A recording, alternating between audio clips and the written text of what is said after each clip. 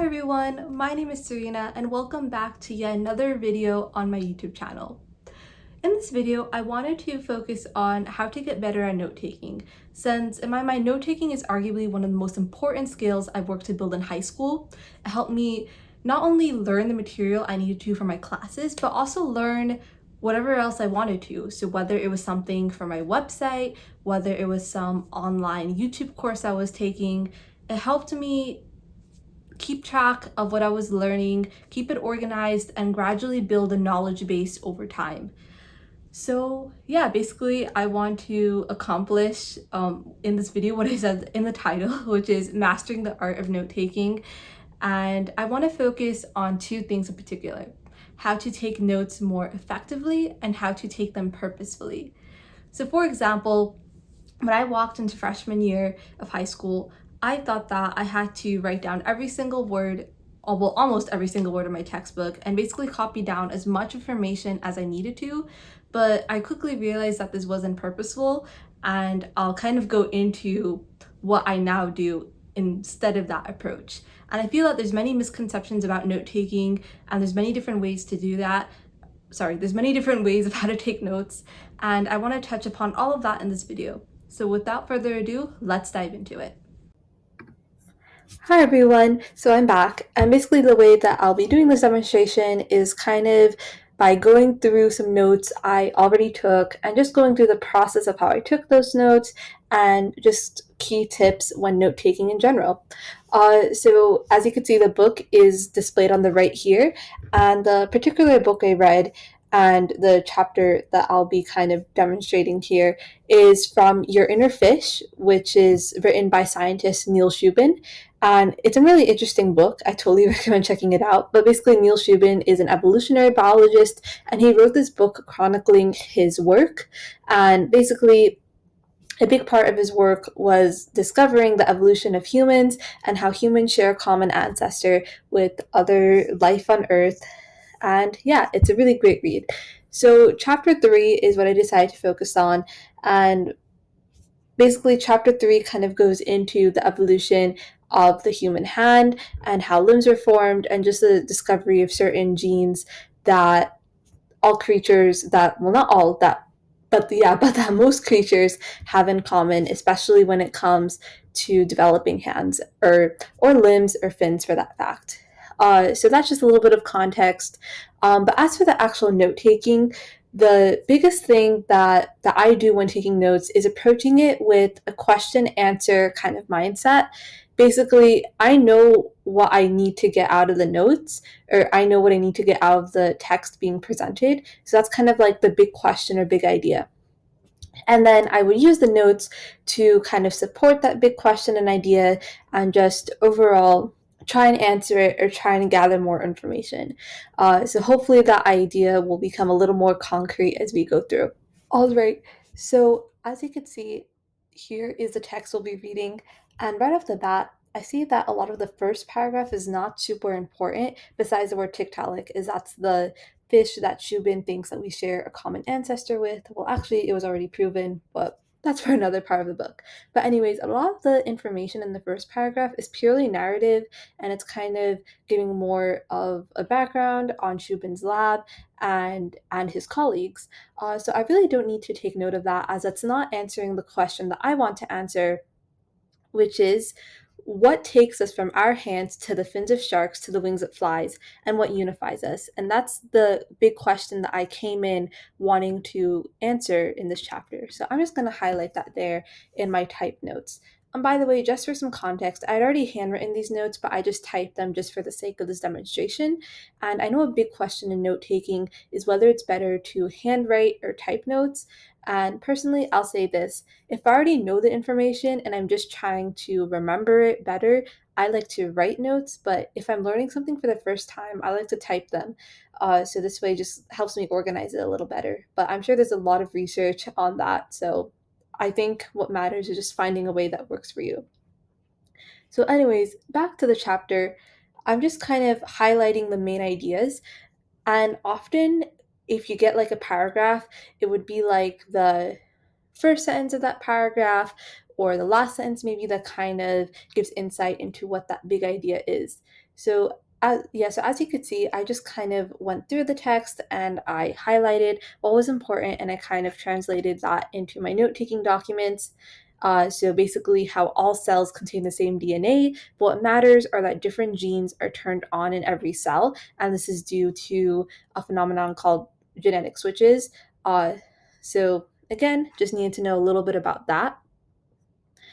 And so we kind of go through all of that and we see again how a lot of these, I guess, bits of text are not really relevant to the question. So I didn't really copy that down. So I was just kind of focusing on answering the question and rephrasing kind of the information in the note in the text in a question and answer format.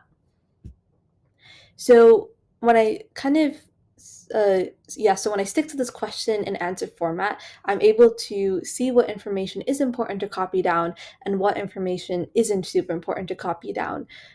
So yeah. So when I take notes, I kind of use in like a bullet point format, and I don't write in complete sentences. I kind of write down just words that, at least when I read, I know what it's referring to. So yeah, so for example, when I wrote down the word genetic switches or the phrase genetic switches, I know what it's referring to, and so I don't have to write down a whole sentence explaining what it is, because as long as I know what it's referring to, I could kind of abbreviate the information, and that kind of helps in efficiency. But anyways, now on to the next section, and this book is nice as it has headings and subheadings, so that kind of allows me to organize this outline of notes. And again, I kind of bring up another question, which is what DNA makes the pinky different from the thumb? Again, it's not a grammatically correct sentence, but that's okay. As long as I know what it's referring to, it's all right. And again, I'm highlighting a key vocab word in red. And this is like often how I like to color code my notes. I like to highlight the big ideas in one color and vocab words in another. So again, here I'm just kind of pulling out the key information of text from this book. And then we kind of get some insight into the question that we're answering and how one strip of tissue is essential for the development of hands and limbs. Uh, and this is known as a zone of polarizing activity. So that's kind of later described over here. Again, I don't really need all this information about chicken embryos and why chicken embryos are used, because that doesn't really help me answer the question that I'm looking to answer from before. And then I kind of describe the experiment that the scientists did, which kind of which goes to the conclusion that one piece of tissue is essential for limb development. And as you can see, the key techniques I'm employing so far is just rephrasing my notes in a question and answer format, using an outline to keep everything organized, using abbreviations, and just writing down keywords that I know what it's referring to when I read them. So hopefully that makes sense and could be helpful.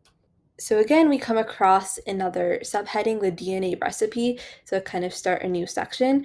And we have another question. So kind of pairing each new section with a question kind of guides me on the right track with what information I need. When I think of note-taking, I kind of think of it as a hunt for pieces of information. So by kind of actively searching for that information, I know I'm writing down only the key ideas and not anything extra.